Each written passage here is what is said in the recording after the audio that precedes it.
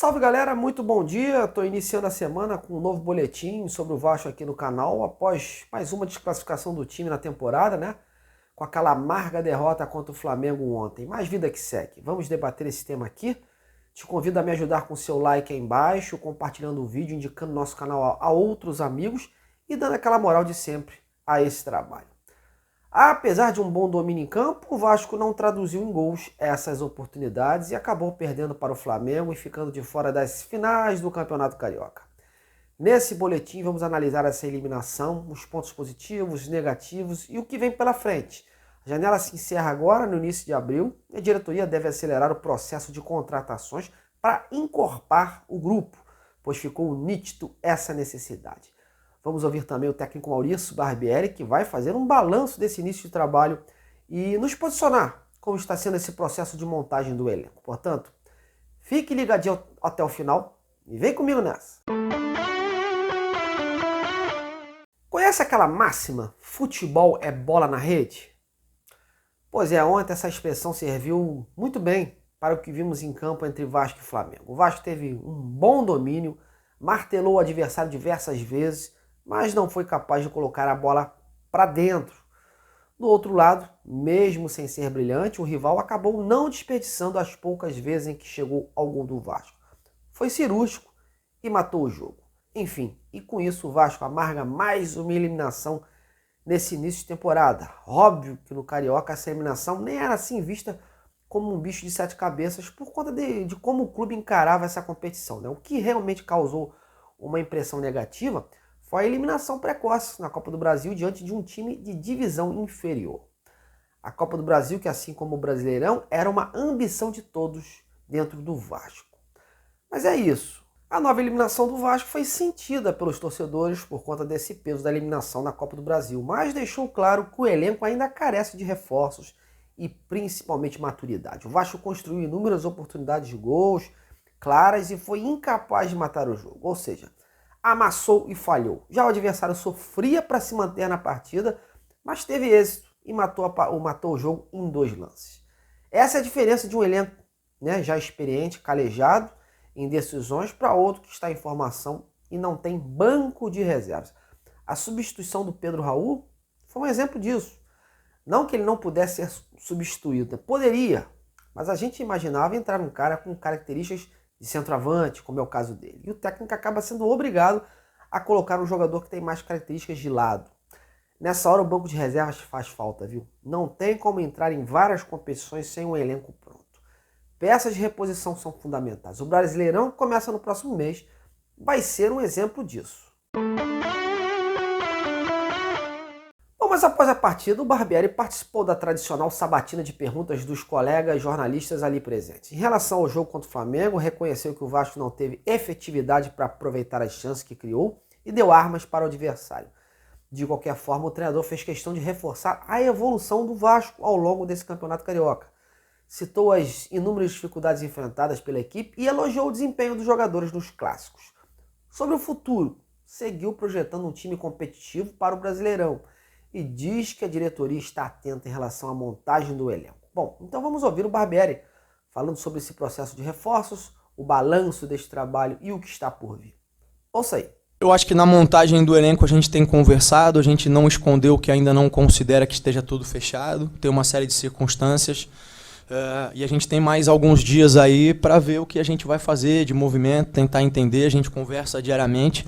E a ideia é sempre que a gente entender que tem algum jogador que possa nos ajudar, seja nesse setor que você citou até em outro, e que a gente tem possibilidade de trazer, é trazer. No início da temporada eu afirmei isso, disse que o Vasco saía atrás de todos os seus rivais. E hoje, se a gente for lá a classificação, pelo menos terminamos em terceiro. Então de quem saiu lá atrás, a gente já deu passos adiante. Eu entendo a frustração do torcedor e eu acho que isso tem a ver também com o fato de a gente ter feito bons jogos contra grandes adversários e ter criado uma expectativa de que a gente conseguiria ir além, de que a gente poderia ir longe, né? E quando o resultado não vem, sem dúvida, essa frustração aparece, o sentimento fica evidente. Eu acho que a gente está num caminho de crescimento, volto a dizer, eu acho que a gente evoluiu bastante do início do trabalho até agora, e aí eu falo em diferentes perspectivas. na perspectiva da montagem, da formação do elenco, dos jogadores, na perspectiva da maneira de jogar, das variações e das opções. Hoje, novamente, mesmo sem mexer muitas peças, a gente atuou de uma outra maneira, com jogadores fazendo algumas funções um pouco diferentes. Isso sem tempo para treinar, encaixou bem, é sinal de que eles estão assimilando.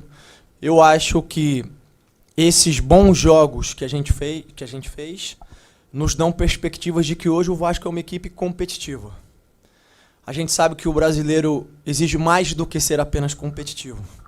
Então a gente tem duas frentes para tocar. Uma é fortalecer o trabalho e o modelo, a maneira de jogar junto com os jogadores. E a outra frente é seguir reformulando e ajustando e fortalecendo o elenco. Eu não consigo, nesse momento, estabelecer para você um patamar ou uma régua. Eu acho que a gente entra competindo, como todo mundo entra competindo. A gente tem que lembrar de que, estatisticamente, a porcentagem de equipes que ascendem da Série B e acabam voltando no ano é muito grande, isso independente de SAF ou de outras coisas. Claro que com o investimento que a gente teve não é o que a gente espera muito mais. Mas é isso, a gente hoje é competitivo e tem que melhorar para ser mais do que competitivo. E volto a repetir, se a gente entender que tem jogadores mais experientes ou até mais jovens também, que possam nos ajudar, a gente vai nessa direção. A gente sabe que o Vasco não está pronto, não está com a porta fechada, não tirou a plaquinha de reforma ainda, está lá ainda.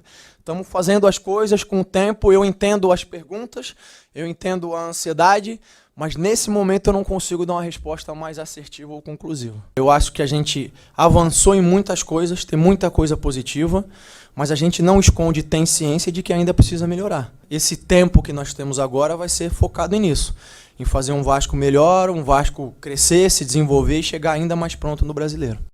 Como vocês puderam perceber, aí, o discurso do Barbieri é daquele de olhar para frente, né? Ajustar o que foi ruim, corrigir a rota e se reforçar com jogadores que possam agregar de alguma forma. Olha, óbvio que não é hora de caça às bruxas, até pela remontagem do elenco que está sendo feita, mas isso não impede da gente criticar alguma escolha ou alguma direção. Fato é que o Vasco carece sim de novas contratações, novos nomes que possam acrescentar aos que estão ali. Tem que qualificar e trazer nomes acostumados a desafios e a grandes duelos, que ajudem nesse processo de amadurecimento, né? Eu vejo que o Vasco ainda precisa corrigir essa maturidade do elenco, né? Acho que faltou isso, além, claro, de trazer sombras para alguns jogadores, né? O Pedro Raul, por exemplo, não pode ficar sem um reserva, tem que trazer o quanto antes um jogador para a sua posição. E jogadores de velocidade também são sempre bem-vindos, assim como um volante mais envergadura e principalmente aquela cabeça pensante, um camisa 10, um cara que trabalhe melhor a bola no meio e saiba municiar o ataque com qualidade. Está faltando isso ao time do Vasco. Olha, a diretoria deve acelerar esse processo, pois o próprio Paulo Brax, quando foi apresentado, né, apresentou esse projeto, já havia prometido que queria ter cerca de 90% do grupo formado até abril. A janela encerra dia 4 agora, dia 4 de abril. O tempo vai se esgotando e é preciso trazer novos jogadores logo, até para que eles já façam parte desse trabalho, né? E em falar em trabalho, o Barbieri vai ter um tempo enorme para trabalhar.